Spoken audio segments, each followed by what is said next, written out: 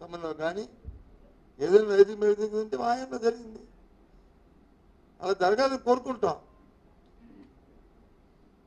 విధానంలో మార్పు తీసుకోవచ్చు, కానీ ఏ విధానంలో మార్పు తీసుకొచ్చినా అల్టిమేట్గా ఫలం ఉండాలి రైతుకి. రైతు అనేమో నష్టపోకూడదు. ఆ కార్యక్రమం చేయండి. ఆ కార్యక్రమం చేయకుండా ఎంతసేపు వచ్చి ఇంకా శ్రీరామనామ జపంలాగా వైసీపీ ప్రభుత్వం వైసీపీ ప్రభుత్వం వైసీపీ ప్రభుత్వం ఎందుకు? దేనికోసం? నేను రోజున జగన్మోహన్ రెడ్డి గారు మా నాయకుడు ఆ మాజీ ముఖ్యమంత్రి వచ్చి అధిక వర్షం ఉన్న ప్రాంతాల్లో ఆయన పర్యటించారు. సరే మీ పోలీసులు అడ్డకి పెట్టారు చేశారు అవన్నీ సరే, మీకు ఎంతసేపు రాజకీయ ఆలోచన కాబట్టి మీరు ఏదో పడతారు అవన్నీ పక్కన పెట్టండి.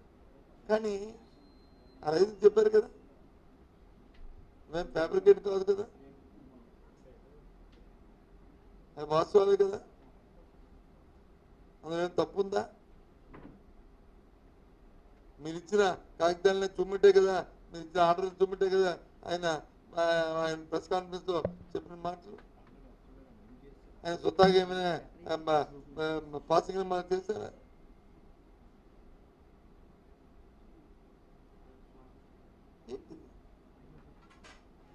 అంటే ఎంత బాధ్యత లేకుండా బాధ్యతారహితంగా మరి ఈ ప్రభుత్వం రైతుల పట్ల వ్యవహరిస్తుంది అనడానికి నిలుస్తున్నాం.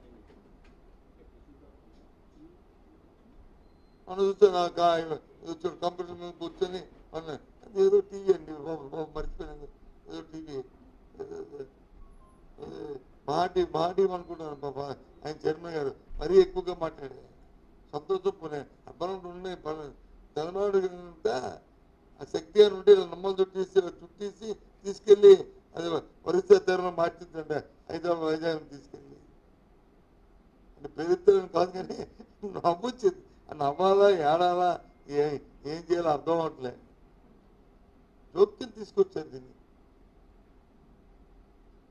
ఇలాంటి అపాస్యాలు ఇలాంటి చిన్నపిల్లలు సీరియస్ శిష్యులు తీసుకొచ్చి ఈ రకమైన కార్యక్రమం చేయడం ఎంతో సంబంధించింది.